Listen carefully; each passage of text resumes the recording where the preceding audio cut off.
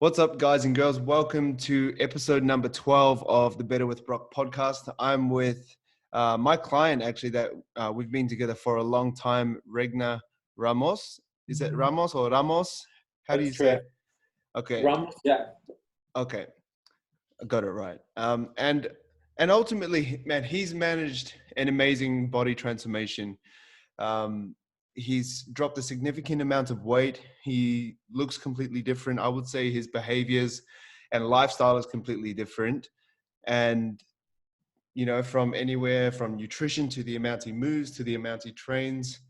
And I really just wanted to get him on to talk about what he's been through, because he's, one of the rare cases where he succeeded. A lot of people want to drop a significant amount of weight when they're in that position to do so, to become healthier, but he has succeeded. So I really just want to, get his insight on what he's been through.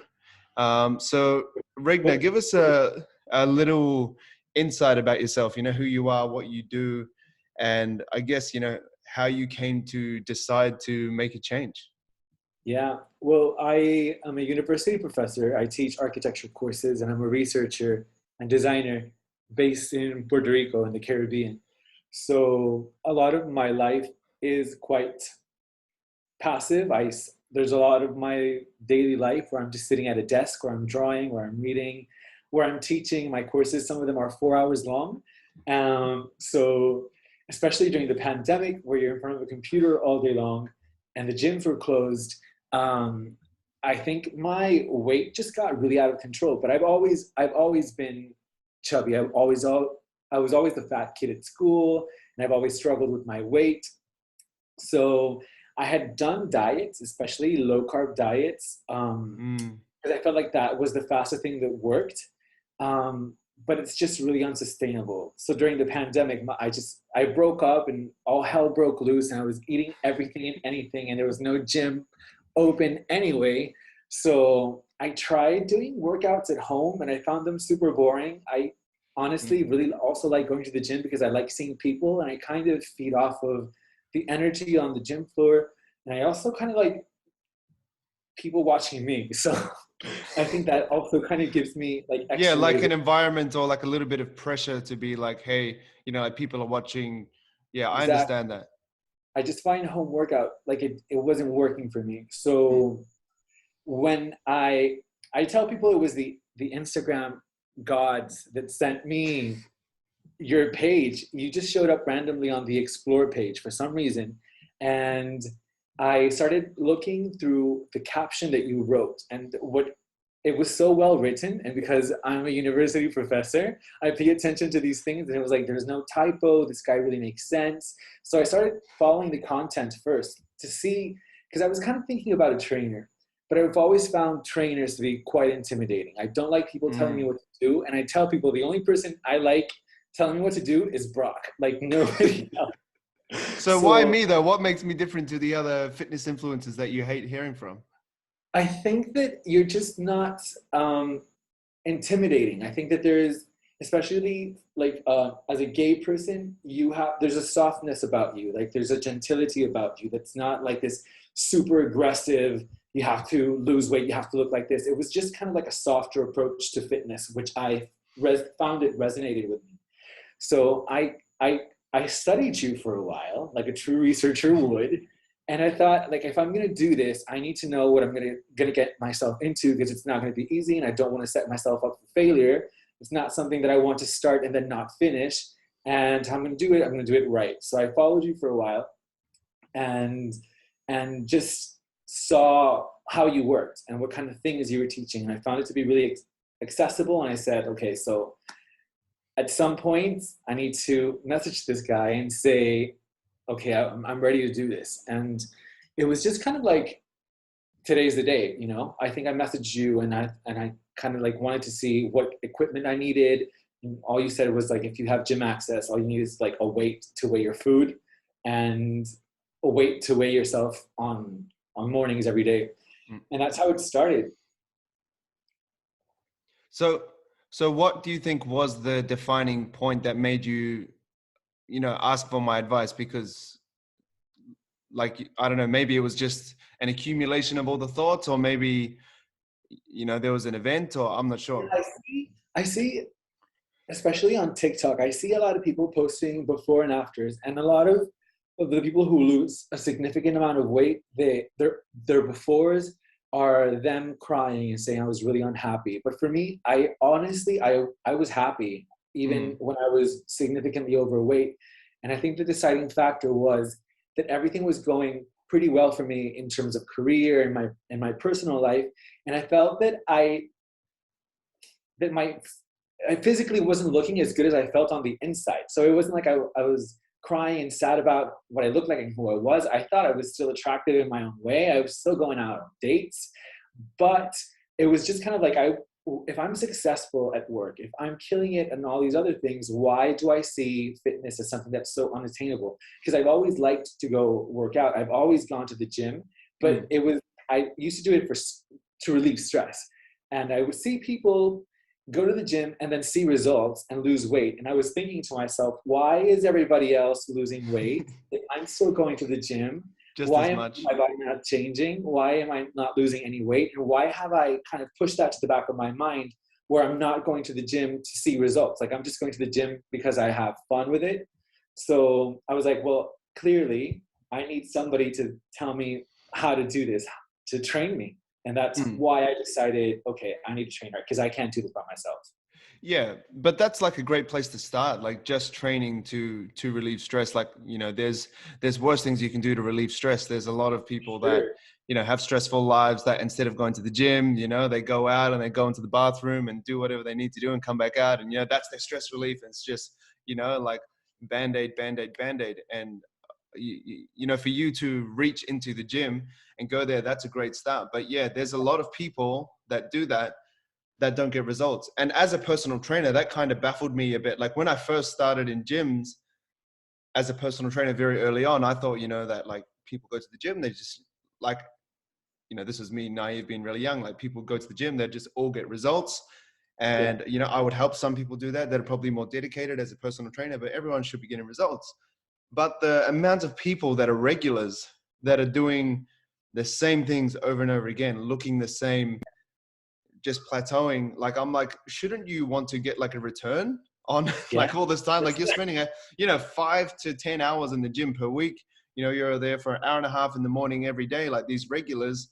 And I was like, man, you guys are just like looking the same. And like I don't know their goals. Maybe it's just to stay the same and to not die and to be healthy and to not be so overweight. They can still do this and that. But I'm sure there's something inside of everyone that wants to see progress.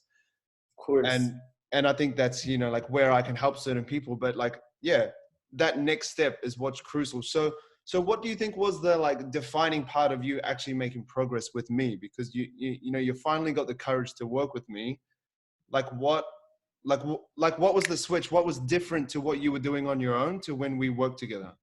Yeah, I think, well, one of the reasons why even now that we've been together for such a long time and I still like the one-on-one thing is because I like that you design a program that's just for me and for my personal goals, and considering also because you know how I busted my back at the beginning of the process, and that's kind of like still been healing, and I still go to the chiropractor. So I like that I have someone who's designing something for me, and it feels very bespoke and kind of just for me. And it feels like a game plan. It's my strategy. It's not the fix for The all. general training Which is what I was program. doing when I was not training with you. One of my friends gave me his routine, and I was just kind of going through his routine every single time, And then because you don't have the discipline, sometimes the equipment wouldn't be available, and I just would skip that one and I would do something else. So it wasn't like I like this idea of training the same routine once a week for 4 weeks and then shifting. So instead of doing the same thing over and over again, which also gets quite boring, this method where things change every 4 weeks and the calories change, to me, it's almost like a game. So it makes it more entertaining as well. It's not like I'm just going through the motions of the same thing over and over again. It always feels like I'm pushing myself and progressive overloads and so it just feels like I'm challenging myself. Whereas before I was just repeating. Yeah, that's the difference between, I guess, following a random routine that your friend gives you, or there's also the other thing, like, so there's doing the same thing over and over again, which gets stale and stops working after a while. But then there's the people that will just do something different every day. Yeah. It's like I don't know. Etic. Yeah, it's like a lucky dip. It's like, oh, what do I do today? Oh, today I'm doing bench press, and then the next day, oh, I'm doing squats, and then I'm doing bench press again the next day because I just don't know what else to do. And that's like just as bad. Like I like to say, random workouts get random results.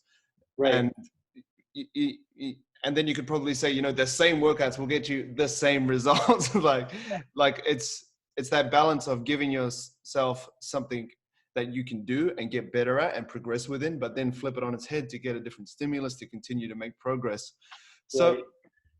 and that's why I would, like, often people say, oh, can I do your program?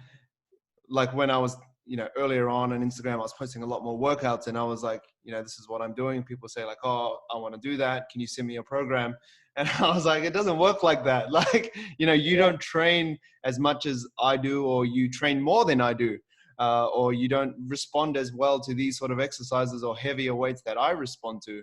And Yeah. then it just doesn't work like that. Fitness, there are general programs that can work, but that's why I'm so pro education, because if you have a general thing, obviously it can still work, like say one of my programs like Built by Brock, but there's education that can give you context behind when things don't really suit for you. Like, for example, when exercises aren't free, I understand that now you have a bit of a better understanding that you could replace an exercise, or you could potentially come back later to it, or there's other Yeah. variations that you could do. I'm also like, I found that one of the best things about working with you and knowing what the game plan is that I feel much more confident going to do things that normally I would be kind of intimidated to do or scared to do. Like I would avoid the free weight section altogether. I wouldn't touch a Smith machine. I wouldn't do really barbells either. So I would stay in like other stations, but knowing what I needed to do and exactly how many of those to do and how much to rest in between, because you waste so much time in between sets and reps if you're not like If you there's go no on. plan. Yeah, and it's like it's been 6-8 minutes and you see people scrolling and texting, and it's like that was me as well. So having a game plan makes me feel much more confident because I don't feel like I don't know what I'm doing anymore. Like I feel like I have the necessary references, especially when you're starting out and you've got all these videos, which are so helpful to see. Mm. You know what you need to do. Yeah, I think that's one thing that people underestimate, like to give them confidence in the gym. Like a lot of people, I would almost say the majority of people that are in the gym almost lack confidence, or lack the certainty that what they're doing is right. I get a ton of messages and even emails from clients like, I'm not sure what I'm doing. And I think, I might go try the squat rack, but I'm intimidated because I think everyone's looking at me, or maybe some buff dude is going to want to use it. So I'm going to step back.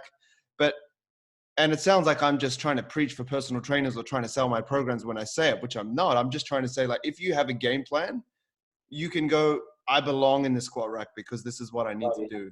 Yeah. Like it becomes a bit less emotional and a bit less scary because it's just like you have to do that thing.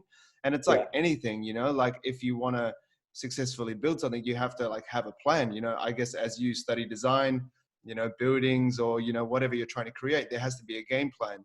You can't Yeah. just come in and be like, all right, I'm just going to do this and just see how I feel and, do this. Like if you have no confidence in a plan, then there's going to be no execution. Yeah. For So, me, like one of the most intimidating things to start were pull-ups, even assisted on with the bench. I was so scared because I feel like it's a very visible exercise to do, and if you fuck up, people will be looking at you. But really, I think that nobody's really paying attention to it's you. true, Everyone, man. It's true. like I'm just thinking about like, am I breathing right? Is the form correct? Am I counting the seconds in between? So I'm really in my head, and I feel like it's the best thing because I'm not focused on work. I'm not focused on problems. I'm just like inside my body, and it feels really cool.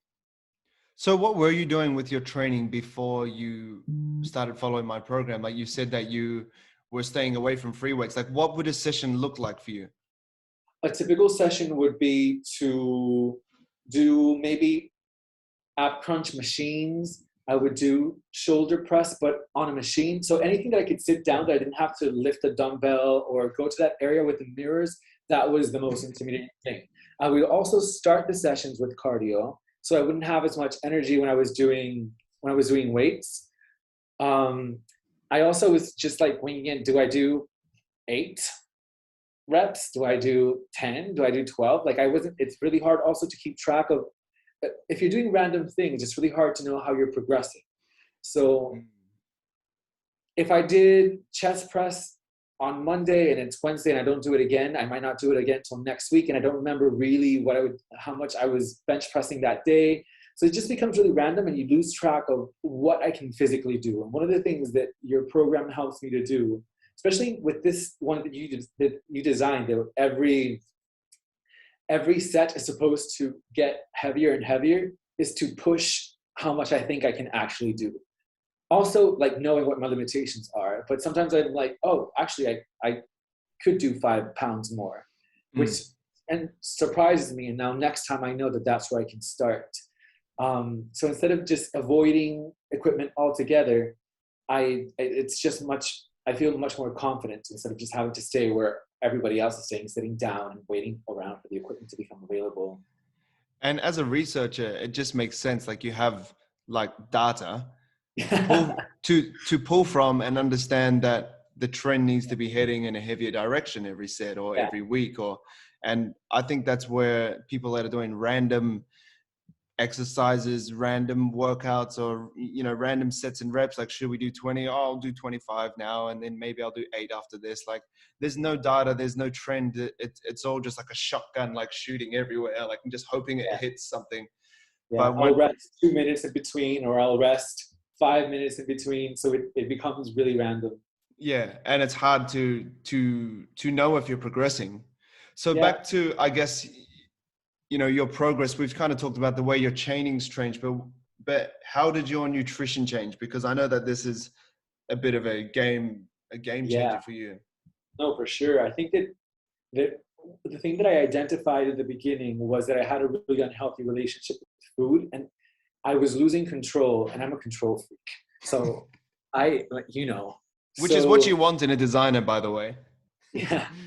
So I just felt like I had control over so many things in my life, but at the moment when I was sitting down to have dinner or lunch, I was just like having BK 5 times a week, and it was just like a total lack of control, that when I finished eating, I felt guilty every single time. And I just thought, like, this is BS. Like, I can't live like this, because I don't want to feel guilty every single time I eat something. So my relationship with food has completely changed. I still think that I'm prone to those behaviors because it was so many years of that being the norm, that I still, even when I'm at 2,000 calories a day, I'm still very like mindful. Don't slip.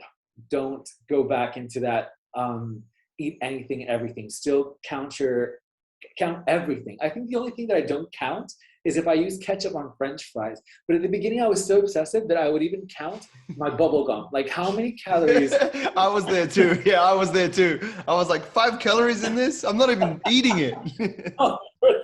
Yeah, so I think that understanding and seeing food as nutrition and actually your body needing to get certain sources out of it to change and to be healthy is one of the biggest things. Because like I said, I was going to the gym three times a week normally, doing random things, but I was still doing random things. I was doing cardio, but then I was eating the world when I got home for breakfast, lunch, and dinner. So I wasn't seeing any progress because my relationship with food sucked. Like, I can't even imagine how many calories I was eating per day. And that's the crazy thing. Like, when you don't track it, it's so crazy how oblivious you are to actually what you're consuming. And I'm not trying to demonize not tracking calories and saying that everyone needs to track calories, because I believe there's a time and place for it. And there's a certain group of people that really thrive on it. And there's a certain group of people that probably wouldn't benefit from it as much as we do. But like, it's crazy. Like, people are like, oh, you know, I'm probably consuming around 2,000 calories. And then you kind of see what they're eating. I'm like, man, you need to double that. Yeah. At least, like like, especially, you know, like to take your food, for example, if you're having BK like 5 times a week, like that's, you know, not that you can't do that, but like the calories add up, especially when you kind of become aware of what you're consuming. But where do you think your, I guess, relationship or lack of relationship with food came from? Like, where did that guilt originate from? Well, I think just to say, to contextualize it a little bit, Puerto Rican food is very, very heavy. People, when people come to Puerto Rico, like tourists come to Puerto Rico, they think that they're going to be served, like it's a tropical island, so they think that they're going to be served fruit bowls and refreshing drinks, but it's everything is deep fried here. So it's fried plantain, deep fried pork, fried chicken, fried pork chops. So it's very carb heavy. It's rice and beans. It's, you know, so our diet is very caloric and very fatty as well. So this is what we're taught even as kids. Like this is what you eat every single day. And when you're not aware of how much calories, and I think that if you're prone to like my body type, like I gain weight really quickly. If you're not aware of these things, it's really easy to lose control. But then also with work, I don't really like to cook to begin with. I don't really have that much time. So it's much easier to, on my way from work, pick up something at BK, which is next to my apartment, you know? So it's about convenience, and it's something that really had to change if I wanted to see the results that I wanted to see. And I think that's one of the reasons why I was researching you at the beginning, because I knew that my relationship with food was going to change. I thought it was going to be much more restrictive. I think that the flexible dieting approach is a godsend, because it's not like I tell people I can eat anything I want. My mom, when I go home for the weekends, my mom is like, "What can't you eat?" And I'm like, "I can eat everything, but if I eat this for lunch, I'm not going to be able to eat that for dinner." So it's more like, I see it more like a budget. And tracking that is indispensable. So it was a combination of my upbringing and what we eat in this island, and the time I have and what I enjoy. I don't like cooking. I've had to invest time now to do it. And it's much easier because I know now exactly how many calories are in the things that I'm eating. But yeah, it does make you the least favorite person to ask to dinner. Like my friends are like, "How many calories are we on now?" Because like if they invite me to dinner. But yeah, So it's what's changed from your day to day? Like, as you said, you'd kind of get BK on the way home.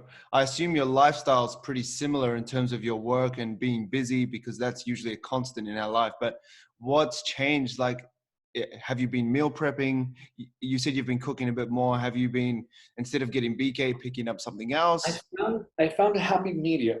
So I've just discovered that roasted chicken, like rotisserie chicken, is super healthy, and I can order that if I don't want to cook and have that delivered. So I don't have to cook the meat itself, but I'll make a wrap and I'll add the spinach. So I've just had to man up and invest time in meal preparation and in cooking. But if I don't want to cook and I can order something, I'll choose the healthy option. Like I don't go to BK directly and I won't order a whole pizza and eat the whole pizza, you know? Yeah. So Yeah, and I think that's the thing that we need to understand with people just trying to make a transformation, is like, you can't just expect to live the same and get the same results. Like, people are often like, "Oh, fitness isn't for me, you know, I don't want to like change my life." But I'm like, well, like in anything in life, there demands a change. Like, you have to, like, if you want to earn more money, you know, you probably have to awesome. study and increase your knowledge, or you have to work a bit harder. You have to sacrifice some time. You have to sacrifice, I don't know, sitting around and watching a show on Netflix for doing an hour of courses to upskill you so you can get a promotion, or you can do a side hustle or whatever. Like, there has to be a change for anything. Even if you want to start, you know, seeing someone or get into a relationship, or, you know, do whatever you want with someone else, and you're single, you can't do single things like like just sit at home and eat ice cream and, you know, whatever. You have to try go on dates, or try engage with people, try talk to people. There has to be a change. And I think it's so unfair for people to be like, "Oh, you know, I want to get these results," but they're not willing to give something else up. Like, there has to be a trade-off. Yeah. There's also, I for me, I think like when we started and you ask in the questions that you ask us, like what are your goals and why do you need me? I think that one of the things I said was like ideally I want to have like a rugby type of body. Like I never thought that I could have, and I don't have the like the most I mean, there is a drastic transformation, but it's not like I'm done. Very You know, I drastic. still have work to do. Mm. So I never thought that I could get to where I am now. I always thought that this would take like so much time and so much effort, and it was unachievable for me. So when I saw like the first 2 6 packs, I was like, oh, what? Like, how is that even possible? It's not this thing that I thought was impossible to get. It's not like I am devoted all my life to fitness, but it has required that I make, for example, one of the things was I don't put off the gym. So I schedule my gym sessions almost like it's like I'm going to church. Like I need to do this. I don't take any meetings on Thursday afternoons, and I don't take any meetings on Mondays between 1 to 4, because otherwise it becomes really easy to displace the gym. So I've had to switch the mentality where it's like, if you want to see the results and if you want to do this right, there can be no excuses. Like this is the amount of times that you have to go to the gym, and you can't change the gym, because I know that for me, it was easy to say, oh, I'll just go some other day. But then the end of the week is there and you've lost, I That don't know other how day many. doesn't come. Yeah. Yeah, that's it. It's trade-off. You know, you have to get serious about it. And scheduling your workouts in is a good one. That's why I was well, that's kind of what I was talking about before we jumped on the podcast. Like for me, my studies sometimes just take a hit because I've kind of developed a mentality like you that I'll always get my gym session in. I'll always Yeah. do it. But for me, studies is something that's probably less enjoyable for me than going to the gym. So I have to do it. So the thing is, like what I trialed today, and I've done it before, I'll just wake up and do it straight away. Because then if I know it's done, things like the gym or things like work that are like strong non-negotiables for me, I will always make time for that. So I need to kind of do kind of like, there's that saying, what is it? I don't know what is it, like kiss the ugly frog in the morning or like eat the frog, like like kind of like do the thing you hate the most first. Yeah. Like if you have a big list of things, like I've got a whiteboard behind me that has everything I need to do today. If I do the thing that I hate the most first, then everything else seems much easier. But if you Yeah. leave it, I guess the frog gets uglier and uglier and uglier and uglier as you get more tired. Like once you have your fresh energy, you do that thing straight away, and then it's Yeah. easier to do. To come I back to tried your, that. sorry, you go.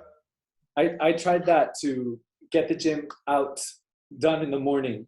And then as I got more familiar with the routine and whatnot, I realized that my optimum hour for workout is right after lunch. So I just have more strength. I feel more awake. I feel more alert in the morning. I get hungry during the workout. Yeah. So for me, like 1 to 2 p.m. is, I realize it's the ideal time. Like that's when my body performs the best. So I moved it from the morning to the afternoon because that's what works for me. I've never understood people that can work out first thing in the morning, especially without eating food. Like I tried it for a bit too. I tried to do it like you, and I would wake up like 5:30, get to the gym at 6, and like train my workout, and I would struggle. I would struggle. I Yeah. was just training on pure determination, like nothing else. Like my weights were not heavy. Like I was like, yeah, and I was hungry. I'm thinking about breakfast, and I'm like fatiguing, and then I'm like looking at my program. I've got 3 sets left. There's quite a lot of times where I would just can them and just go home just because I was starving. Yes, on Sunday I went in the afternoon anyway, and I was just like this 1,700 calorie thing. It's like I was so angry. I was like, I can't do this. I powered through the workout, but I was literally like, this was me holding my stomach during the workout because I was so hungry. I had eaten, but I'm just like constantly hungry. I know that I only have 1 week left on this, so I'm powering through. So what gets you through those times that are tricky in the calorie deficit? Because we've been in a calorie deficit for, significant amounts of time. Yeah. And a lot of people try diets. A lot of people fail diets. What's been the thing that gets you through? Because a Well, lot of people just struggle with it. yeah, I think the thing that gets me through is that I actually see the results with you. So it's not this diet that I was trying and I don't know if I'm making any progress or not. I can literally like measure my body I can weigh myself every day, and I take pictures. So I know that it's working, and that makes all the difference in the world, because I don't feel like I'm wasting my time. Like, I know that even if I'm a little bit hungry now, when I weigh myself tomorrow morning, it's probably going to be worth it, and that I'm closer to my goal. So not like shooting bullets in the air hoping that it's working Mm. gets me through every day. So I know that it's actually doing something. I'm also like complementing it with exercises, and if I'm really hungry, then, I might eat some yogurt, and then I won't eat as much at night. Although, I did tell you the other day I had this massive ice cream craving, and I rather just eat that ice cream and sleep, because if I go to bed and I'm hungry, I just won't fall asleep, and I'll just get hungrier and hungrier as the night goes by, and then I don't get my 6 to 8 hours of sleep. So I've also now allowed myself to know. At the beginning, I was scared that if I messed up one day, I would lose momentum, and just like say fuck it, and not continue. But now I have the discipline, like it's been over a year, that I know that if I ate that ice cream that day, I'm still at the gym the next day. Like, there's not going to be any excuse, and I'm still going to do my diet the rest of the day, and I'm not going to give up. So I trust myself now, in knowing that even if I'm lenient one day, my track record shows that I am capable of getting back on track the next day.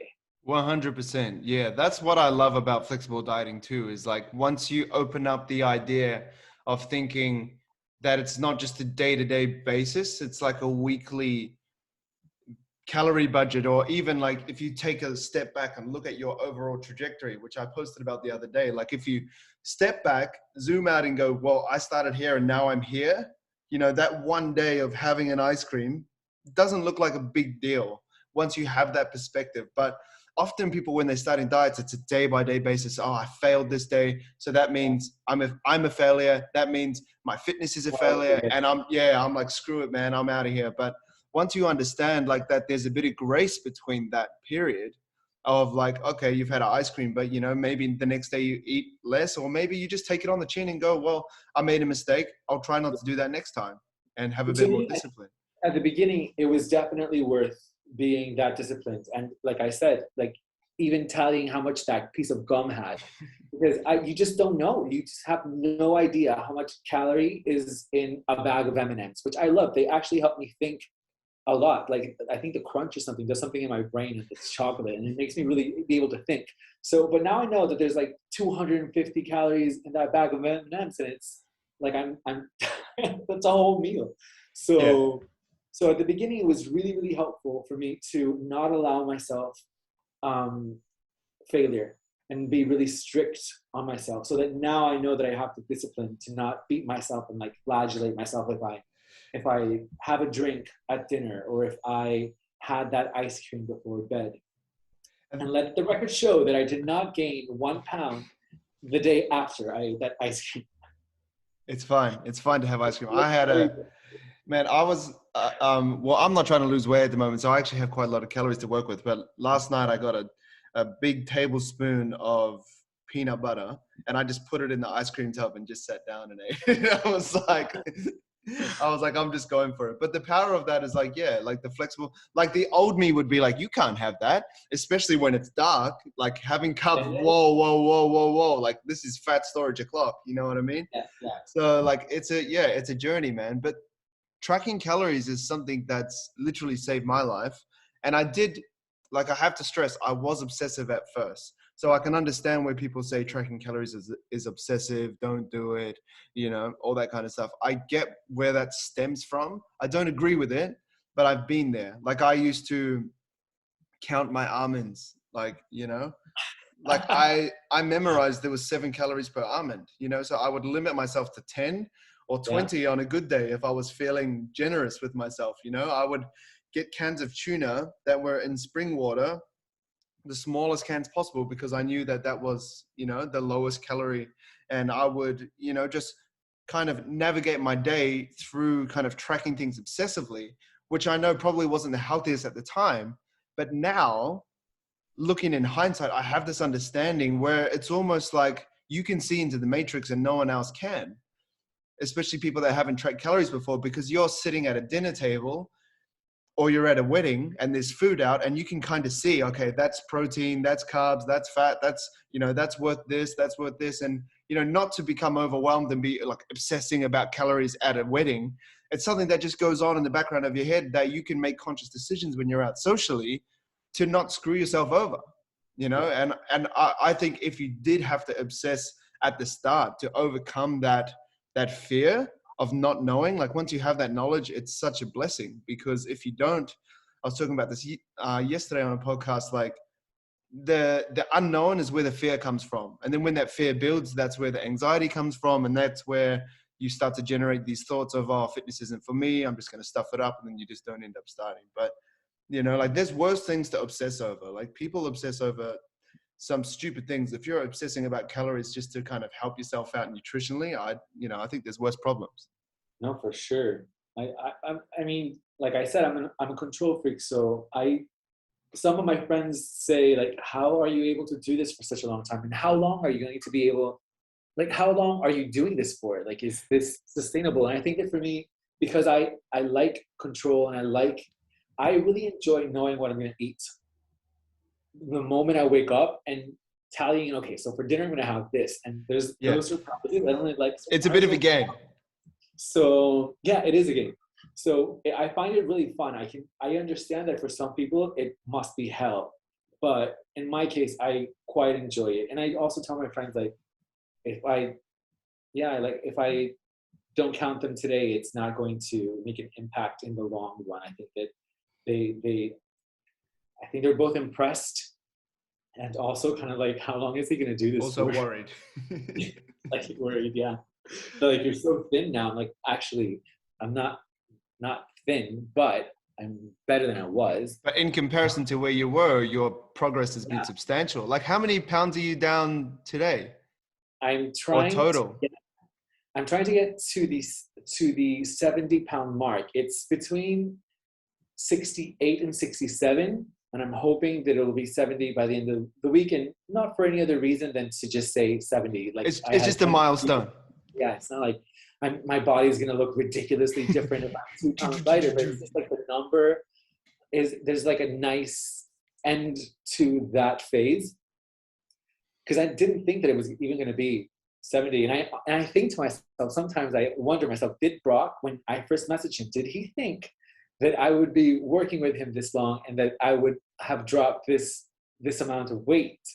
Well, that's always the goal, man. Like, but for me, like, I'm never going to, when people come to sign up with me for an 8-week block, I'm not going to be like, oh yeah, like in my head, I'm not going to always say to myself, I'm going to have these guys for years and stuff like that, because it really depends. Like some people, I've had for over 80 weeks, which is, coming like some I've had over 3 years. Like when I was face-to-face personal training, I had clients for 3 years, 4 years that just wouldn't leave.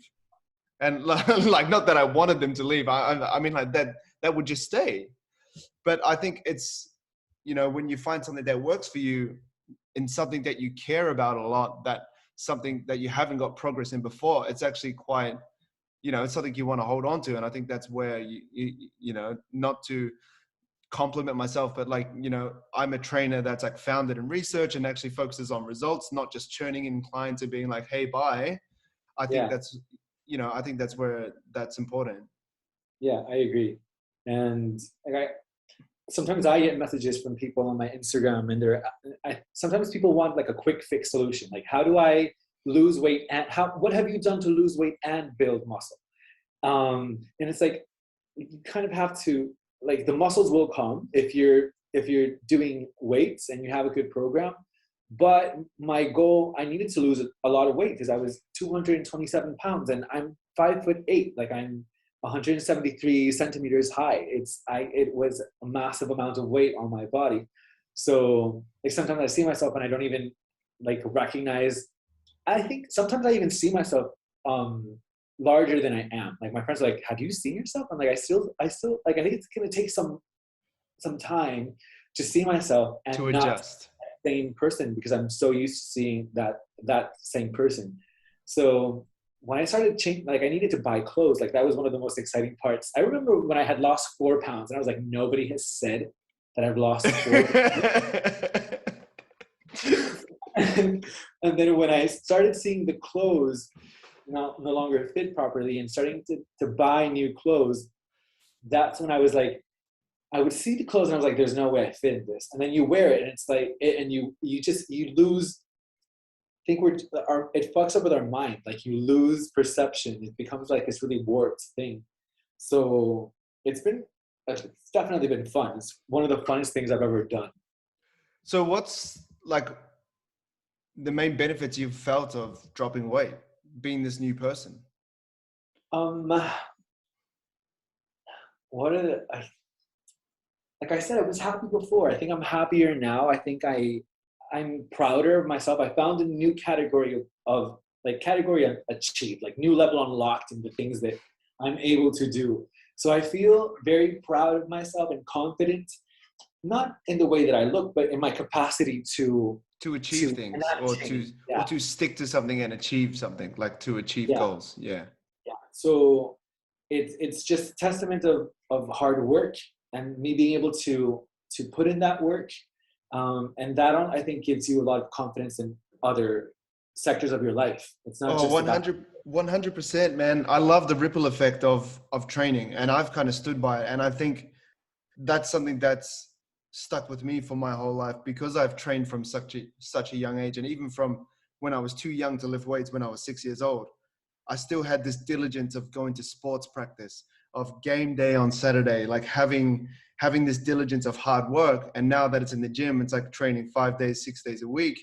It's this like work ethic that you generate, and you see it with people that work out, that they're kind of driven because of what they do in the gym. Like they have a program, they follow it, they do what needs to be done, they show up. Like, regardless of their program, if it's doing well or if they're doing random workouts and stuff, take that out. Just the act of sticking to something and trying to progress in heavier weights, it kind of has this ripple effect that has, it has to pour out in your professional life, or else it's like, yeah, yeah. I don't know, something's It's wrong. not like Like, it yeah. is in the gym. And then there's also the kind of like the mental part, like the emotional and the psychological benefits. Like I found during this, how my show Queertopia just opened at a museum here, and the months of production towards that show were super stressful, but I still went to the gym 4 or 5 times a week depending on what the program was, um, and it helped me. And like I said before, this not listening to anything and just listening to your breathing and counting and counting and counting, like my brain was resting from all the problems that were going on in the show. So when I needed to go back to work, it felt like I was able to just come up with solutions quicker and pivot and be able to work through the chaos, because I think that my brain really appreciated those 2 hours that it wasn't thinking about problems. Like it was just focusing on my body and my breathing and kind of like resting. So when I needed it to power back on, I just felt like it was quicker. Mm. Yeah. Yeah. I found that too. Like I use it as a stress relief. I kind of used to like do it a lot later in the day, but now I do it kind of like in between, and then I come back and do a couple hours work after that. But yeah, I actually feel refreshed. Like, and I found that like my wife feels the same too. Like when you train, you're using energy, but somehow when you come back, you're like more energized. It Yeah. doesn't really make sense, because you're like absolutely smashing yourself when you're training. I've seen you train. You've seen videos of me train. My wife trains just as hard. We like go for it, and we come back and we're like feeling great. And then the days that you don't train, you feel like you're reserving energy. You often feel more tired. I think I feel more tired on my rest days. I find it really, unless I have like a really busy day planned where I'm keeping my mind doing like elsewhere, I don't enjoy staying at home watching TV, knowing that I could be at the gym on a Saturday. You know what I mean? Like Yeah.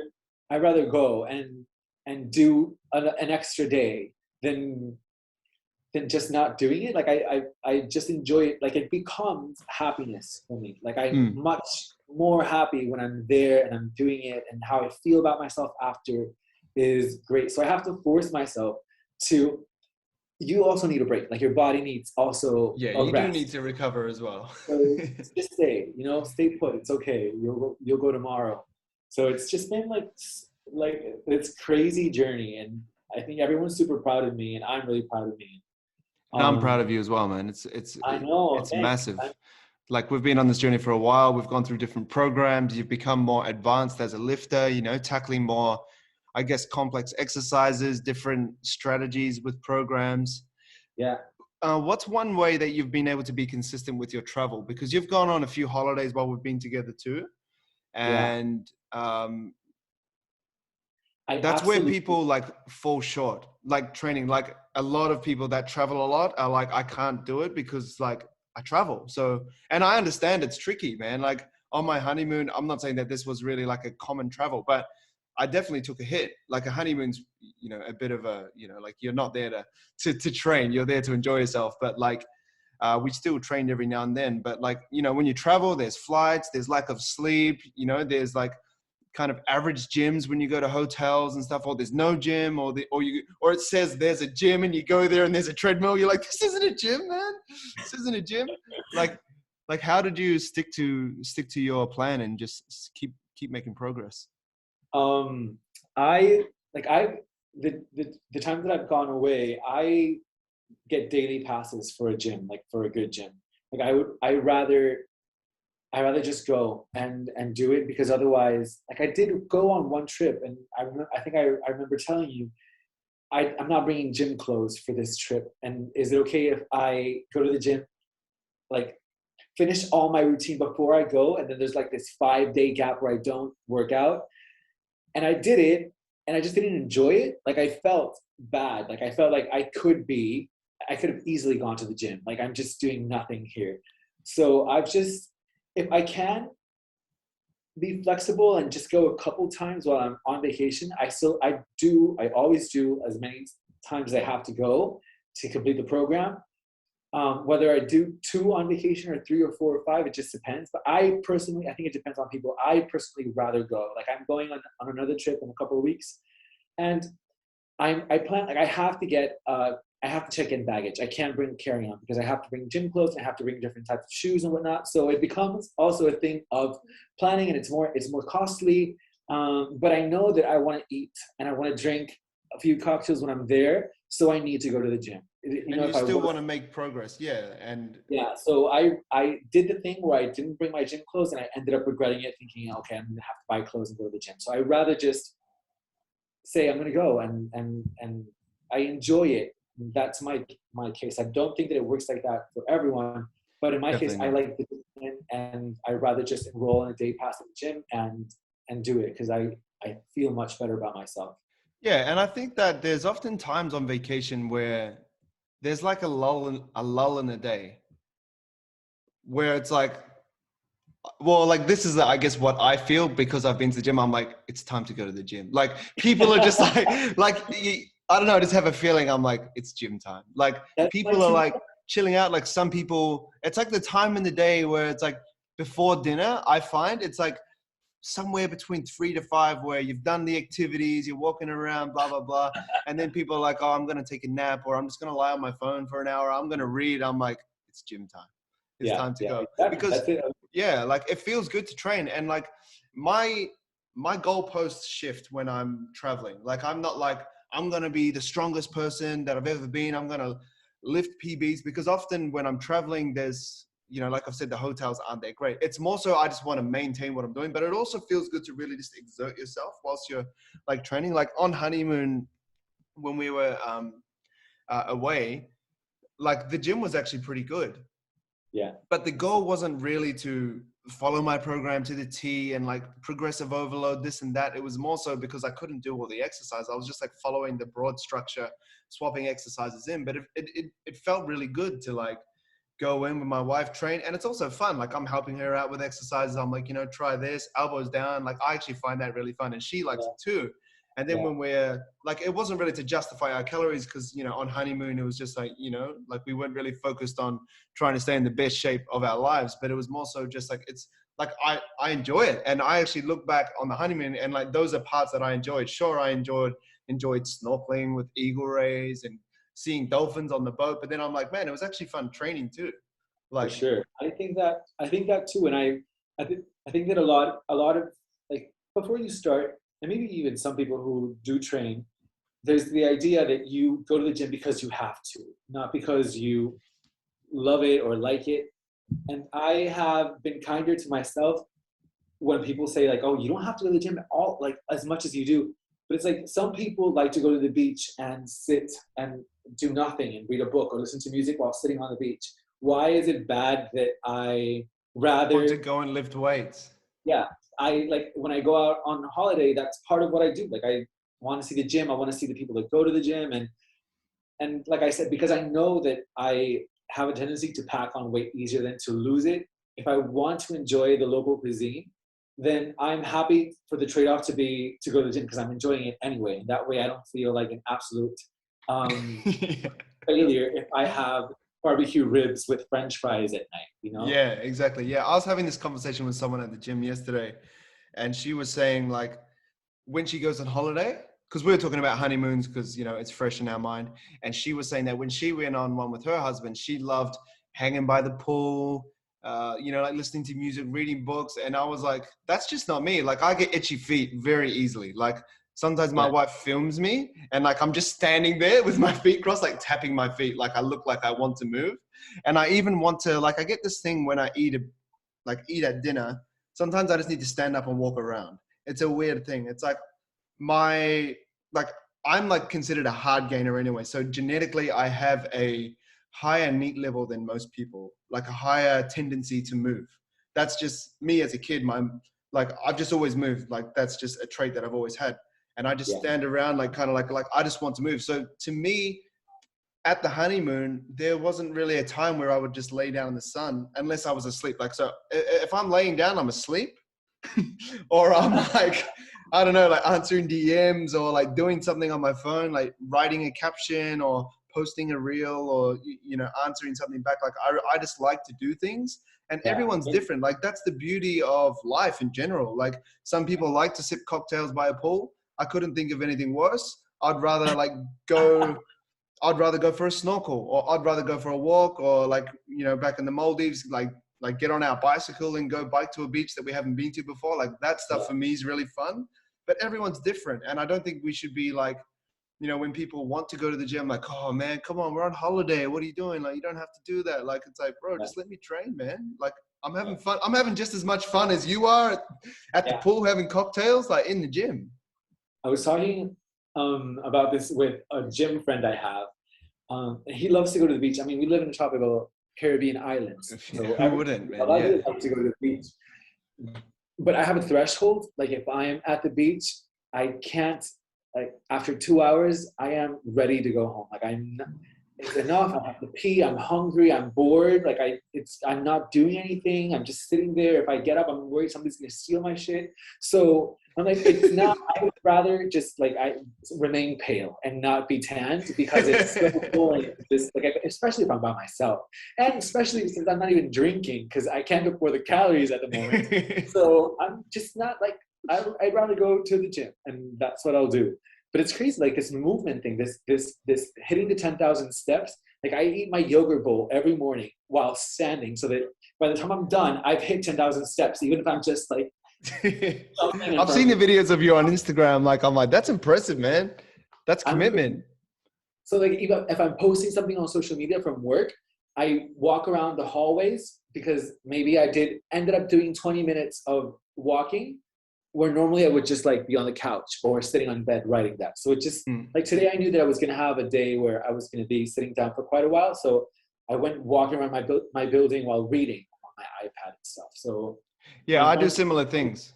Yeah, I do similar things. Like, I know that, for example, I have to edit some reels that I've recorded. So I'm going to go for a walk while I do that because I can edit and walk on my phone, you know, Yeah, and like, really it's good just what place you to have to edit do. Like I'm too. sitting down all day as well. Like, you know, same as you, like I'm a personal trainer, but that doesn't mean I'm in a gym 24/7. Like I spend most of my time here at the desk, whiteboard in the back, typing, you know, like doing my thing. But, you know, sometimes you just have to do what you got to do. Like we're talking before, it's that trade-off, like, you know, and that's why people with sedentary jobs that don't have the effort or have the awareness that movement is such a powerful factor for health, like, you know, they're missing out on the benefits. Yeah. My favorite place to edit reels is on the bike, on the stationary bike. So that Yeah, I see. time goes by and you burn that many calories and you You're don't like even realize. sweating, dripping on Yeah. the phone. Like, By the time you hit post, you finish the workout and it's done and you hit the calories. But yeah. Yeah. I've always considered getting a treadmill desk, but we don't have a big enough apartment yet because it'd literally be like in the lounge. like, I like just do I'm, it. yeah. Well, I'd like to have it at home so I can walk and do stuff like that. But then again, I think like I like to go outside as well to like walk. Like it's always nice to be in nature. Like it's much different than staring at a wall in front of me and just kind of doing my thing. Yeah, Um, One thing I want to kind of start wrapping up the podcast with, because we've already been talking for about an hour, I think. What's like, with this podcast, it's called Better with Brock because it's about becoming better. Obviously you've been sharing what's helped you become better, what obstacles you've overcome, but in a more general aspect of life and self-development, what's something that you do every day to become better? I think, what do I do every day to become better? Take some time if you want, because it's pretty broad, but like some people have their things. Like for example, I wake up and read this thing called the Thank Bank that I used to call Gratitude List, but I that's was the gonna thing. do that. Yeah, I that's the was thing that that's the thing that I wake up and I've talked about this a fair bit, but I'll keep it brief. But I kind of write things that I'm grateful for, simple things like a roof over my head, clothes on my body, like real basic, because that takes you back to gratitude. So like if you start your day with that, I'm grateful to be alive type of chat, then then everything else is cool, because we're so blessed already. Like the life that we have, there's a lot of first world problems these days, so it's really easy to go, oh, I don't have the latest AirPods, or I don't have the latest MacBook. But if you go, oh, I've got clothes, I've got enough money to survive, I've got food, and I've got friends, I've got family, then so I kind of say that stuff first, and then I do that at night. I do that before bed. right. Yeah. Yeah. So the morning and night, supposedly the most crucial times to do that, because it's when your brain's fresh, and it's also when you're about to go to sleep, and then you're about to kind of, I guess, rest on those thoughts that you last thought. Yeah. So the first thing is gratitude for what I have. The second thing is declaring what I want to become and the person I want to be, because I'm just Brock 28.0, and the 29.0 version could be different and could be better, so I kind of declare what I want to be. I want to be hardworking. I want to be generous. I want to be unique. I want to be diligent. I want to be this, and then, I want to be that. And then I declare what I want from life. So pretty much my goals. Yeah. I want to achieve this. I want to help these people. I want to help this many people. I want to have a website that does this. Like I get quite specific then, because I believe, the perspective you have to look through life really determines what you get back. So having eyes to see those things allows you to attract them, I think, and put the work to get them. Because, I did this crazy thing where I wanted, like back in the day, it was a small thing. Like I just wanted to rent a house, a 1-bedroom apartment with a water view. Like I said that in 2016, and then in 2017 I had it. And that wasn't because of, I do believe in The Secret and law of attraction, but I don't think that you just sit and dream and it happens. Like I worked for it, I was on real estate apps, and I paid for it and blah, blah, blah, that sort of stuff. So I wanted that stuff, and I saw it and it happened. So I like to put those things out there so I can do what I do to get there. And then the last thing I like to read is just quotes that kind of just pretty much, they motivate me. They inspire me. I have all these quotes that I read. There's probably about 30 of them. And every time I hear a good one, I just put it on. So every morning I'm kind of filling myself with things. So that's, I guess, if I was to answer your question, that's what I do. That's my thing that like makes me bulletproof for the day. Like if someone says, Brock, you're a stupid personal trainer, I hope you die, or something like that, I'm like, I don't care, because I've like made myself bulletproof, because I know where I am and what I want. So yeah. For sure, the gratitude aspect is key. Like I like to do it before I go to sleep. So I'll revisit the 10 things that happened that day that made the day nice. Even if something really bad happened. Like sometimes I'll say like somebody gave me a smile and that made me feel nice, or somebody, or the power didn't go out, because in Puerto Rico we have blackouts all the time. So it was like, oh, today the power didn't go out and I was able to do everything that I needed to do. Or, my back feels much better. So I'll give thanks for little things. Sometimes I'll give thanks for you, like you're on my list. I'll be like, and I'm thankful Appreciate it. that I have Brock because I wouldn't have been able to do this. And it's really crazy because I started writing down, like I did the things that I want to do, the things that I want to get. And when you get them, it's really easy to forget that you wanted that a year ago, you know? And Yeah. sometimes I like rereading the things that I wanted because you realize that life gave them to you. And I had one of the things was like, I want to look my best or I want to lose this amount of weight. And I had forgotten that I was so specific when I asked for that. And I wrote that down that I went back and I was like, you got like tenfold what you wanted and you almost forgot that. And like the Yeah. universe is providing. But if you don't, and I'm at the process right now of redoing that whole thing, rereading those lists to see actually how much you've gotten and you've accomplished so that then you feel like wow, you know, it happened for me. And because we forget about all the good things that happen, and It's then so one easy of to the, do that. yeah, it just becomes like default, like you got it and you didn't even recognize that you wanted it that badly.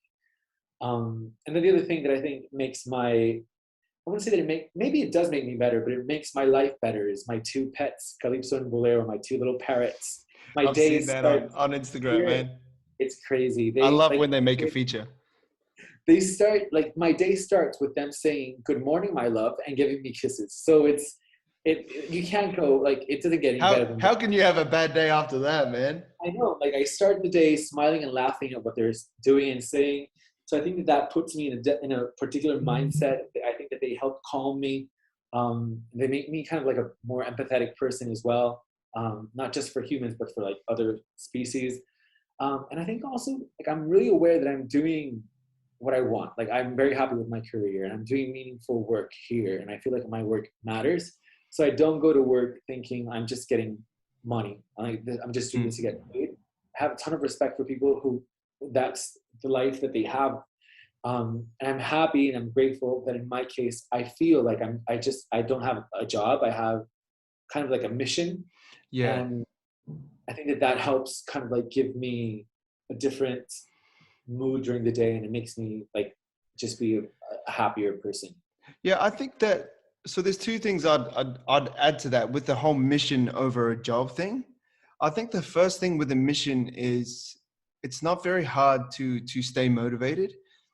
Like, for example, the concept of me being unmotivated does not come to my mind just because I'm not chasing a paycheck. Like I was doing this a long time ago before any sort of, I guess, success or having a group of clients to work with. Like, before I had that, like I was doing this ages ago. Like having a mission, like if you're doing something you love, you don't have to go, oh, okay, let's go, let's do this. Like, if you're doing something, like let's say you love playing PlayStation games, you love playing Call of Duty, you don't have to get motivated to do that. You don't have to go, oh, I hope someone helps me turn on the PlayStation. You'll do that. You'll sit down and you'll do that for hours. And like, Yeah. if you can do that with something that you enjoy, then you don't have to get motivated. And the second thing that I would add to that is like with the concept of having your own work. Oh, I kind of lost my train of thought there. Um, it kind of baffles me that people would do a job, and I understand not everyone's in the same situation as us to find their passion, because sometimes people don't have their passion.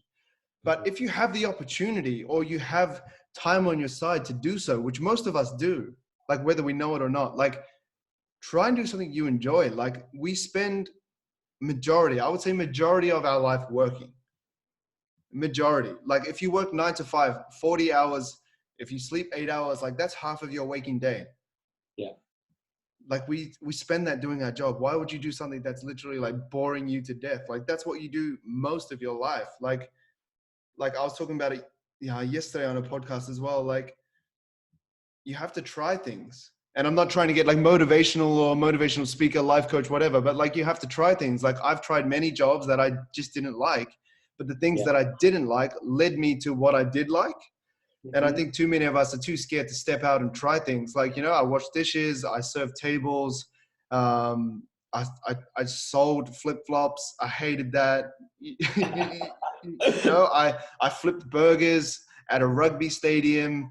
I used to, actually, this was quite a cool job. I used to be a ball boy at the rugby stadium because I was really into rugby, and my principal chose the ball boys for the stadium. So when the All Blacks would play at Jade Stadium back in the day, I was the guy that, like, if they kicked the ball out, I would bring the ball back, and be like, here you go, and wipe it with a towel. Like, I tried all these different things, and I always said yes to things. I used to clean a church when I was back going to church, and I was really into it. When I was singing, that was my main job. But if you don't make it in singing, you don't get paid. So I was like literally cleaning the church, like the toilets. I was vacuuming everything. Like I was doing that on the side, but just to kind of get by. But doing all these things, you discover what you don't like. And I think, very important. yeah, I think that's important to discovering what you like, because life's too short to spend half of your waking life doing something that you hate, or something that even slowly kills you. Like it kills, like there's some people you talk to that are just beaten down. They're like struggling and they're just stuck in this world. But like, I think we need to try as many things as possible to get to something that we enjoy. Yeah, I agree. I've seen it with friends and partners of friends who are doing jobs that they don't really like, and that they know that that's not what they want to do in life. They're equipped with like the capacity and the skill set and the education to change the circumstance, but they don't. And I don't know, I'm not like that. I'm not built like that. Like I'm built to get what I want. But I don't understand the mentality of, if you have the power, because I know that some people are just dealt really shitty cards, and like it's like circumstance just led you to that, and I understand that sometimes you're stuck in it and you can't get out of it. But I think that there's also like young people and educated people who are stuck in circumstances that they don't enjoy. I don't get that. I think that to me is like baffling. You have to climb your way out somehow. Like you can't be defeated by that. And yeah, like that's why I'm a big fan of, not the initial time of going through adversity, because that is always the worst time.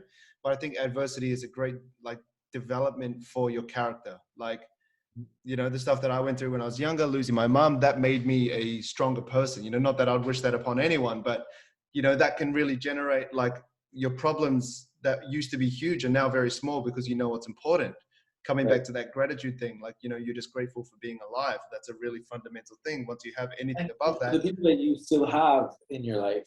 Yeah. And like, and then anything above that is a bonus. So why not go for it? But then there's also some personalities that take a different approach to that. They might let that really impact them.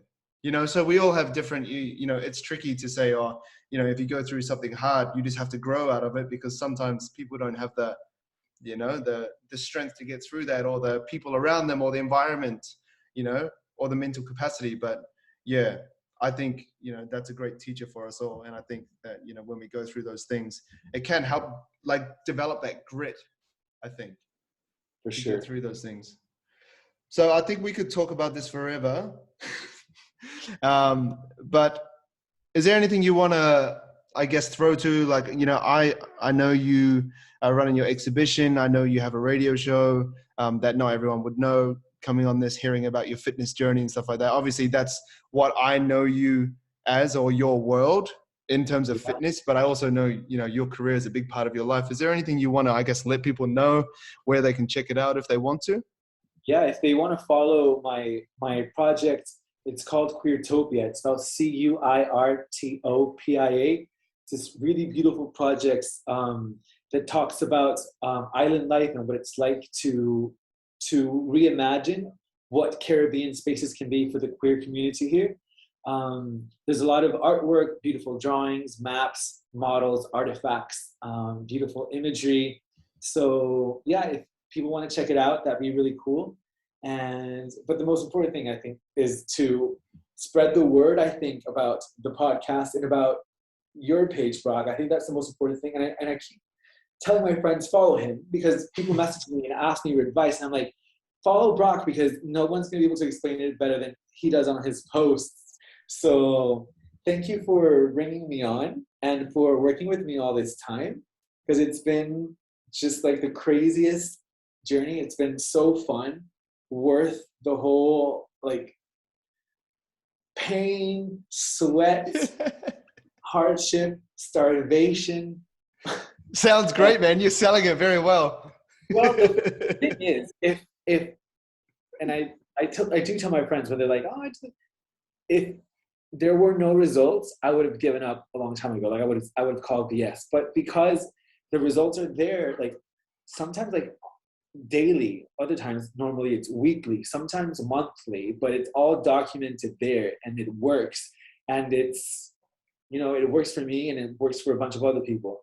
So it if you have to suffer a little bit, you see the result at the end of the day. And I think that is what motivates people to keep going, because you literally know that it's right there. Like I know that if I stick up the rest of the week at 1,700 calories, I'm going to hit the 70-pound weight loss goal, which doesn't mean anything really in terms of what it does for my body, but it's just like an imaginary number that means something to me. It's a box to be ticked, man. You're an ambitious person. You like to feel like you're making progress. And I think even though those numbers don't mean anything on paper, for you, it's like, I did that, Yeah. like it's a special thing, and you've Yeah. completely changed yourself. So, I completely see that, I 100% see that. Thanks for the kind words, man. I appreciate it. It's really overwhelming to hear sometimes, I get really focused on, let's do this, let's do that. I'm a very look forward person. I've always struggled with celebrating things in terms of even my clients' progress, because, I don't know, there's like a million things to do in life, but like, it's nice to be brought back and, even hear you say that. It's really special, man. But, as much as I've played a part, it takes two to tango. You have to, let's put it in your words, starve yourself. You have to train when you don't feel like it. You have to wake up and, do steps while you're reading books on the iPad. You've had to do all that. And that's where, I definitely wanted to have you on, because you're the person that's done the work.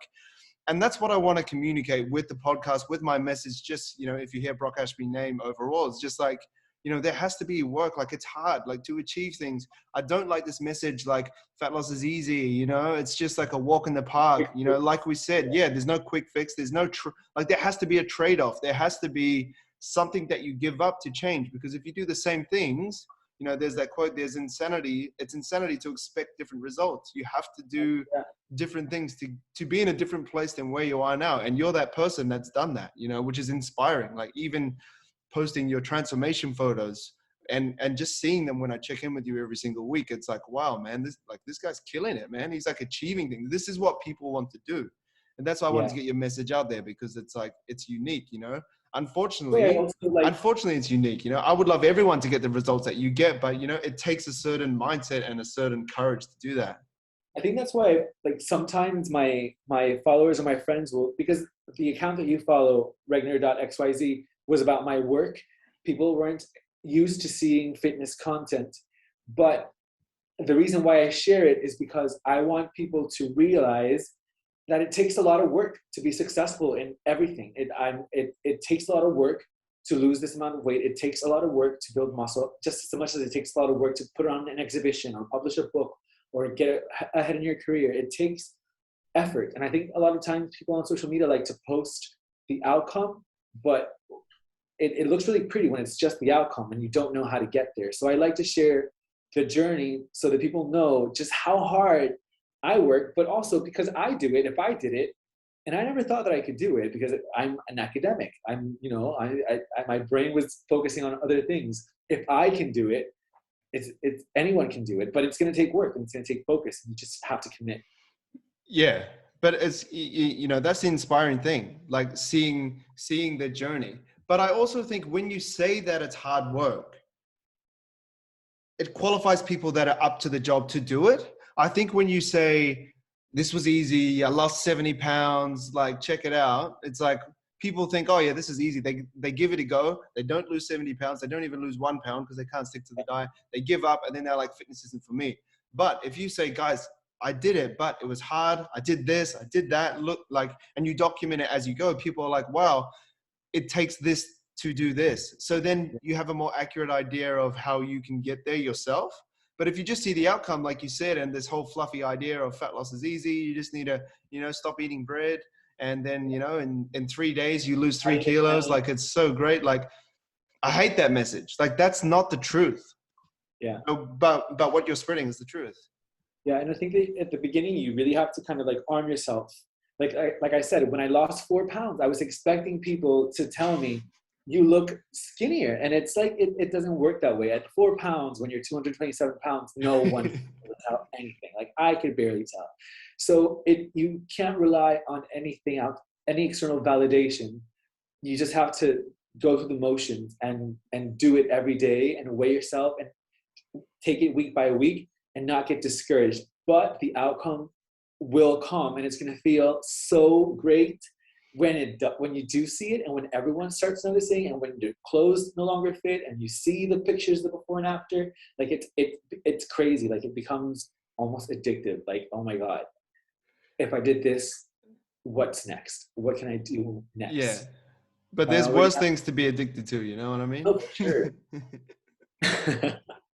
But yeah, man, Yeah, it's super inspiring, man. So I'm excited to get through the 70-pound milestone just to tick the box, and then yeah, continue to see where we can go. It'll be cool to, really commit to a build phase or a maintenance phase for a while, so we can get some more calories in and, really push it to work. And that's one thing I guess I'd like to end the podcast with, is like, you don't have to live in a deficit. yeah. People, will hear you saying, oh, I'm on 1700 calories and stuff like that. That's not forever. That's just to get from A to B.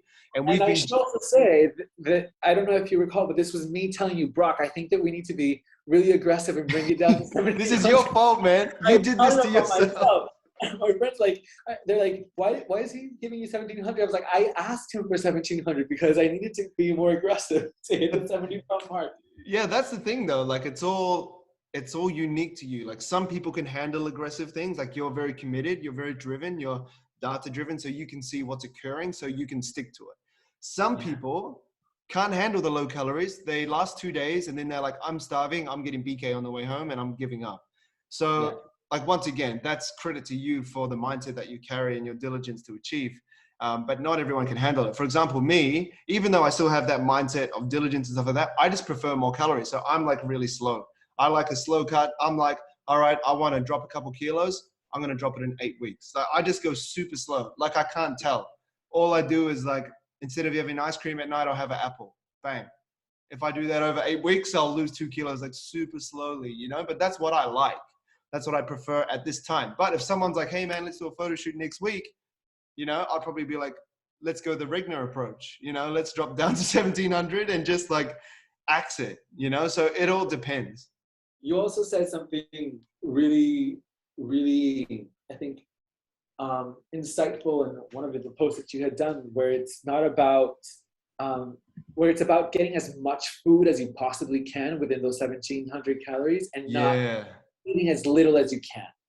So I think that now that I've done this for such a long time, this last cycle of 1700 calories, I can manage it a lot better because I know already what's best, like what works best, what's going to fill me for longer, even though I'm hungry most of the time. But it's not like But I'm you could be starving myself. hungrier though. That's the thing. I You could could be be hungry. hungrier. I could be hungrier and I could be miserable. I get hangry like sometimes, but Yeah. I do eat well. Like I'm not literally starving myself. I am eating Yeah. a significant amount of chicken and protein and yogurt. Like I'm not starving myself. But your body does notice that you're running on low fuel, particularly because Oh, I'm trying of to. course. Like, but that's the nature of the calorie deficit. Like, that's what people have to understand, and that's why I don't like the whole fat loss airy fairy. Oh, I just lose weight like I sneeze and all my weight falls off. It's not. It's not like that, man. Like a calorie deficit, if you look at it and break it down, it's like controlled starvation. It's still starvation. You're receiving less than your body needs. That's classed as starvation, right? So let's like make it very clear that a diet is just a fancy word for controlled starvation. So once you understand that, you can understand that you will feel hungry. That's what happens when you starve. When you starve your dog will come up to you and bark at you until you feed it because it's hungry. Like Yeah. if you put it on a deficit, if you were to do that for a dog that's a little bit overweight, it's gonna like tell you that it's hungry. And it's the same with you. So once you get that, you understand, yes, dieting is going to be hard, but once again, that's more, I think, empowering than disempowering, because you know that when you get hungry, you're like, this is part of the process. I'm doing Yeah. it right. It's not like, oh, I'm hungry, I shouldn't be hungry, I'm dieting, I'm giving up, I need pizza. It's like, okay, I'm meant to be hungry, so this is what's meant to happen. And once Yeah. again, with that, eating as much food as possible, I'm so pro that. Like, I feel like social media almost glorifies how little you can eat. It's like these fitness influencers that are like almost posting how little they eat, and you know how yeah, like how much they can starve themselves. They're like, oh, this is my 1,200 calorie day. I'm like, man, like you don't eat like that. Like you don't eat like that. Like that is not sustainable. Like let's talk about how much we can eat calorie wise, but also if the calories are lower, how much can we fit in that? Like, I Exactly. don't like this whole under eating kind of fitness thing. Like like it used to be cool, like bodybuilders being like, hey man, like I post this and it's like Tupperware of like chicken and broccoli. Like that's gone. Like we know better than that. We don't have to eat like that anymore. Like we can have, big yogurt bowls. We can have big chicken bowls, rice bowls and all that kind of stuff whilst we're dieting. Like that's what I want to talk about. And it's cool that you're talking about that as well, because like you're literally living it. Like you're on a deficit. Sure, your calories are a bit low, but you're still trying to put as much as you can in there. For sure. So I'm looking forward to this week being over. Yeah, man, let's get through it. Let's get through it. All right, man. Well, let's call it there, man. Once again, I appreciate you coming on here. Yeah, man, and I'll edit this up and I'll get it back to you, and we'll go from there. But I'll see you in your weekly check-in. Photos, measurements, weight. This is me as a coach talking now. Yeah, I'll see your check-in, and then we'll make some changes from there. Get some more food in there. Maybe sneak Yeah. some M&Ms in there, and More ice cream. Yeah, that's right. And we'll change the approach. But man, thanks for coming on. It's been awesome to Thank hear your you. story. Like, even though I know your story, it's nice to get the Yeah. insight and finally, talk to you like this. Yeah, cool. Well, thank you for inviting me, and I'll see you later. Yeah, man. I'll see you soon. Bye. Catch you, brother. Bye-bye.